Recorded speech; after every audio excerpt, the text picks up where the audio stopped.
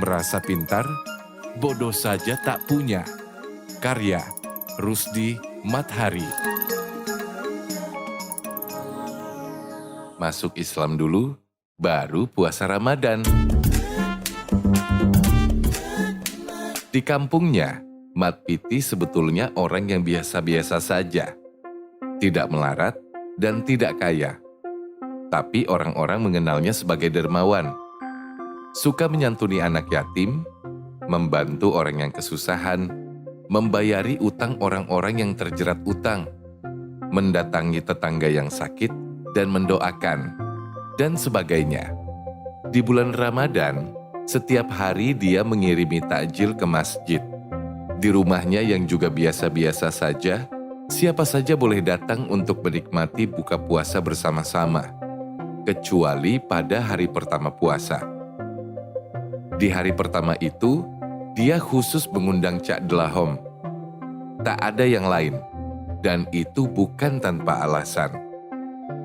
Cak Delahom sudah tua, hidup sendirian, istri tak punya, anak entah di mana. Pekerjaannya hanya luntang-lantung ke sana kemari. Kadang dia dijumpai di pinggir kali, meracau berbicara pada air.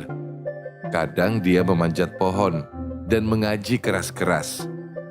Kadang dia tidur di kandang kambing milik Pak Lurah, menciumi kambing-kambing lalu menangis.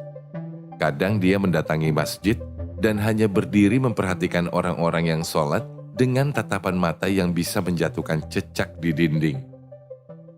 Orang-orang kampung karena itu menyisihkan Cak Delahom.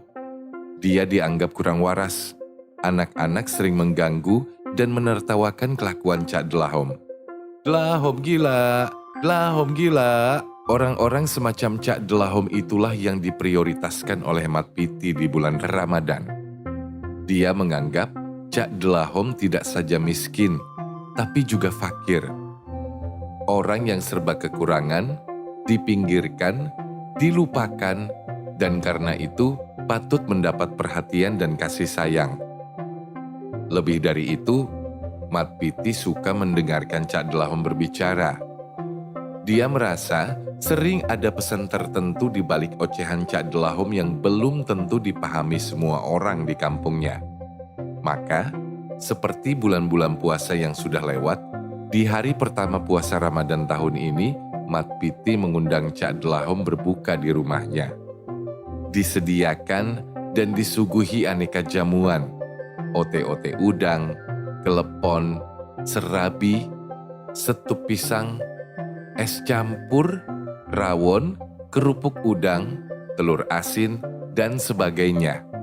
Disiapkan pula sebungkus sarung dan kemeja baru untuk Cak Delahom. Selain itu ada amplop berisi beberapa lembar uang kertas 10.000. Cak Delahom jadi tamu istimewa. Mat Piti dan anaknya Romlah menyambut dengan riang gembira. Mereka berbuka bersama, dan usai sholat maghrib, Mat Piti menemani Cak Delahom yang duduk di teras, bersantai menikmati kelepon, serabi, dan minum kopi. Mulutnya terus kelebat-kelebut merokok kretek. Alhamdulillah ya Cak, kita sudah melewati puasa hari pertama. Puasa Ramadan itu hanya untuk orang Islam loh, Mat. Ya iyalah, Cak. Untuk orang Islam. Kamu Islam, Mat. Insya Allah saya Islam. Sampean gimana sih, Cak? Lah, aku cuma tanya, Mat. Iya, tapi pertanyaan sampean aneh.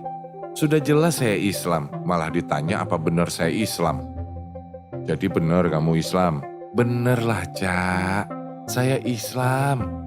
Di KTP tertulis agama Islam. Saya juga sunat, menikah baca syahadat.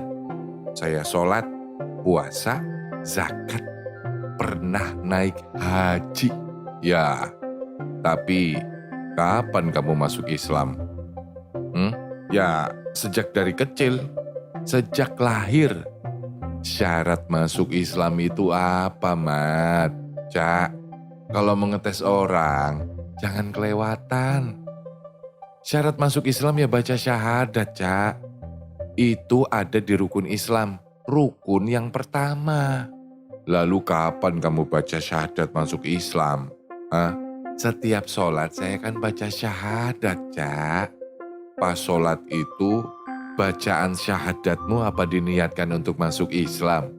Apa emang harus diniatkan, Cak? Aku tanya. Kamu malah balik tanya. Tapi kan sudah saya jawab. Sejak kecil dan di saat sholat.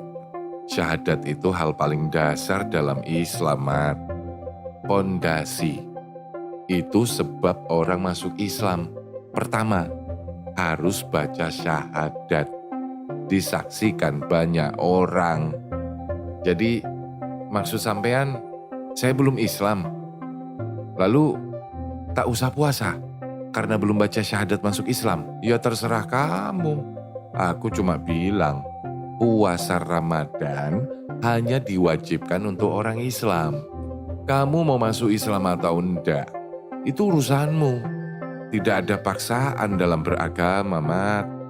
Sampean sendiri Islam, Cak. Aku kan tidak puasa, Mat.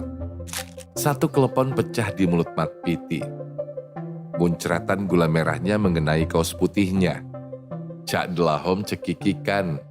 Dia segera meninggalkan Mat Piti yang kebingungan dan sibuk membersihkan lelehan gula kelepon di bajunya. Cak Delahom sudah minggat. Cekikikannya terdengar bersama dengan azan sholat Isya.